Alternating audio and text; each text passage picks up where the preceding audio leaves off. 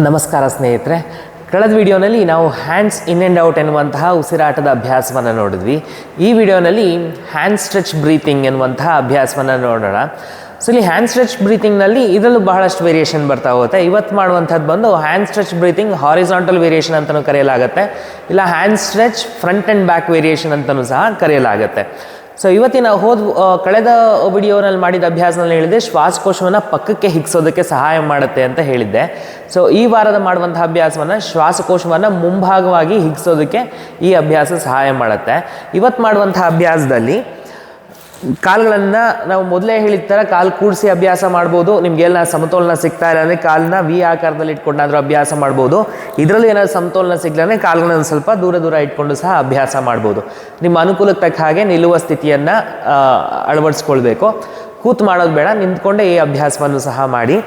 ಕಾಲುಗಳನ್ನು ಕೂಡಿಸ್ಕೊಂಡು ಇದರಲ್ಲಿ ಹಸ್ತಬಂಧ ಮಾಡ್ತೀವಿ. ನಿಮ್ಮ ಕೈಗಳನ್ನು ಹಸ್ತಬಂಧ ಮಾಡಿಕೊಂಡು ನಿಮ್ಮ ಮೊಳಕೈಗಳು ಕೆಳಗಡೆ ಆರಾಮಾಗಿ ಸಡಿಲವಾಗಿರಲಿ, ಭುಜಗಳು ಸಹ ವಿಶ್ರಾಂತಿಯುತವಾಗಿರಲಿ. ಈ ರೀತಿ ಇಟ್ಕೊಂಡು ಅಭ್ಯಾಸ ಮಾಡೋದು ಬೇಡ. ಪ್ರಾರಂಭಿಕ ಸ್ಥಿತಿಯಲ್ಲಿ ಭುಜಗಳನ್ನು ಸಹ ವಿಶ್ರಾಂತಿಯುತವಾಗಿರುತ್ತೆ, ನಿಮ್ಮ ಮೊಳಕೈಗಳನ್ನು ಸಹ ಕೆಳಗೆ ವಿಶ್ರಾಂತಿಯುತವಾಗಿರಲಿ.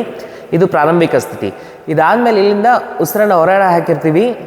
ಉಸಿರನ್ನು ತಗೊಳ್ತಾ ನಿಧಾನವಾಗಿ ಕೈಗಳನ್ನು ಮುಂದಕ್ಕೆ ಚಾಚಬೇಕೀಗೆ. ಹಾಗೆ ಉಸಿರನ್ನು ಹೊರಗಡೆ ಹಾಕ್ತಾ ನಿಧಾನವಾಗಿ ಹಿಂದಕ್ಕೆ ತಗೊಳ್ಳೋದು. ಇದು ಒಂದು ಸುತ್ತಾಗುತ್ತೆ. ಇದೇ ರೀತಿ 5 ನಿಮಿಷ ಮಾಡುವಂಥದ್ದು. ಇನ್ನೇ ಉಸಿರನ್ನು ತಗೊಳ್ತಾ ಕೈನ ಮುಂದಕ್ಕೆ, ಉಸಿರನ್ನು ಹೊರಗಡೆ ಹಾಕ್ತಾ ನಿಧಾನವಾಗಿ ಹಿಂದಕ್ಕೆ. ಮತ್ತು ಇಲ್ಲೂ ಸಹ ನಿಮ್ಮ ಉಸಿರಾಟ ಹೆಂಗೆ ಅಳವಡಿಸ್ಕೊಳ್ಬೇಕಂದ್ರೆ ಉಸಿರನ್ನು ಇಲ್ಲಿ ತೊಗೊಳೋದಕ್ಕೆ ಶುರು ಮಾಡಿದ್ರೆ ನಿಮ್ಮ ಕೈ ಸಂಪೂರ್ಣ ನೇರ ಮಾಡೋವರೆಗೂ ಉಸಿರನ್ನು ತೊಗೊಳ್ತಾನೆ ಇರಬೇಕು.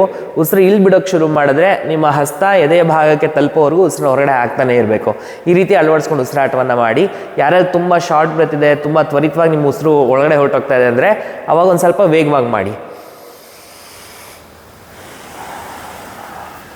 ಆದರೆ ನಿಮ್ಮ ಗುರಿ, ನಿಮ್ಮ ಉದ್ದೇಶ ದಿನೇ ಅಭ್ಯಾಸ ಮಾಡ್ತಾ ನಿಧಾನವಾಗಿ ಉಸಿರನ್ನು ತಗೊಳ್ಳುವಂಥದ್ದು, ತಿರ್ಗಿ ಅಷ್ಟೇ ನಿಧಾನವಾಗಿ ಉಸಿರನ್ನು ಹೊರಗಡೆ ಬಿಡುವಂಥದ್ದು. ಇದನ್ನು ಚೆನ್ನಾಗಿ ರೂಢಿಸ್ಕೊಂಡು ಅಭ್ಯಾಸ ಮಾಡಲಿಕ್ಕೆ ಪ್ರಯತ್ನ ಮಾಡಿ.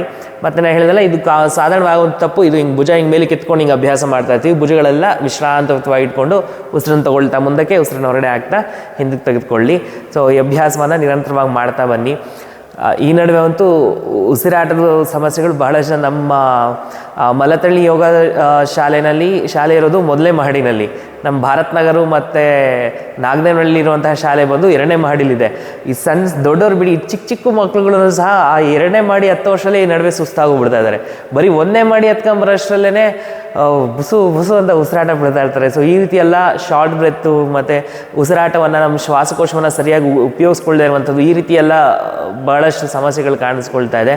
ಅದಕ್ಕೆ ಈ ಅಭ್ಯಾಸ, ಹೋದ ವಾರ ಮಾಡಿದ ಅಭ್ಯಾಸ, ಇವಾಗ ಮಾಡುವಂತಹ ಅಭ್ಯಾಸ, ಮುಂದೆ ಮಾಡುವಂತಹ ಪ್ರಾಣಾಯಾಮಗಳು, ಇದೆಲ್ಲ ಬಹಳಷ್ಟು ಸಹಕಾರಿಯಾಗಿರುತ್ತೆ. ಅದಕ್ಕೆ ಮಕ್ಕಳಿಗೂ ಸಹ, ಮಕ್ಕಳಲ್ವಾ ಬಿಡು ಪರವಾಗಿಲ್ಲ ಅಂತ ಏನು ತಿರಸ್ಕಾರ ಮಾಡೋದು ಬೇಡ. ಮಕ್ಕಳಿಗೂ ಸಹ ಒಂದು ಸ್ವಲ್ಪ ನಾವು ಹುರಿದುಂಬಿಸಿ ಈ ಅಭ್ಯಾಸಗಳೆಲ್ಲ ಮಾಡೋದಕ್ಕೆ ತಿಳಿಸ್ಕೊಡೋದು ಬಹಳ ಉತ್ತಮ. ಮತ್ತು ಹೀಗೆ ಮಕ್ಕಳು ಅಂತಲೇ ಅಲ್ಲ, ದೊಡ್ಡವ್ರೂ ಅಷ್ಟೇ. ಇವಾಗ ನನ್ನ ಪರಿಚಯದವ್ರನ್ನೇ ಒಬ್ಬರು ಬರೀ ಮೊದಲನೇ ಮಾಡಿ ಮನೆ ಇದೆ ಅಂದ್ಬಿಟ್ಟು ಲಿಫ್ಟ್ ಇಲ್ಲ ಅಂದ್ಬಿಟ್ಟೇ ಅವರು ಮನೆಯೇ ಚೇಂಜ್ ಮಾಡಿದ್ದಾರೆ. ಸೊ ಈ ಥರದೆಲ್ಲ ಬಹಳಷ್ಟು ಸಮಸ್ಯೆಗಳಿದೆ. ಅದಕ್ಕೋಸ್ಕರ ಆದಷ್ಟು ಈ ಉಸಿರಾಟದ ಅಭ್ಯಾಸಗಳನ್ನ ನಿಮ್ಮ ದಿನಚರಿಯಲ್ಲಿ ಅಳವಡಿಸ್ಕೊಂಡು ಮುಂದುವರಿಸ್ತಾ ಹೋಗಿ.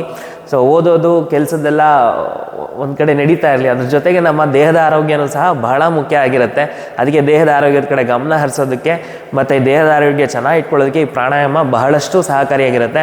ಪ್ರಾಣಾಯಾಮಕ್ಕೆ ನಾವು ಇನ್ನೂ ತಲುಪಿಲ್ಲ. ಪ್ರಾಣಾಯಾಮಕ್ಕಿಂತ ಪೂರ್ವಭಾರಿ ಅಭ್ಯಾಸಗಳನ್ನು ಚೆನ್ನಾಗಿ ಮಾಡಿಕೊಂಡು ಅನಂತರ ಪ್ರಾಣಾಯಾಮಗಳನ್ನು ಮುಂದುವರಿಸ್ತಾ ಹೋಗೋಣ. ಧನ್ಯವಾದಗಳು.